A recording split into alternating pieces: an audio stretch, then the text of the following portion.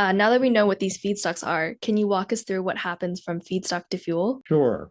And there are many different steps involved, and this contributes to the complexity of the problem of generating biofuels from lignocellulose. So first, of course, you have to grow the biomass, and then the biomass has to be harvested and delivered to what is often called a biorefinery. Then once it's delivered, or maybe even before, it is shredded into small pieces, and then it's pre-treated in some way. And the pre-treatment is designed to make the cellulose more amenable to breakdown by enzymes, which we'll come to in a minute. And these pre-treatment methods can be mechanical, they can be thermal, that is, employ heat, or they can use chemicals or some combination thereof. So then once the biomass is pre-treated, then enzymes are used to break it down. So enzymes are proteins, and they're also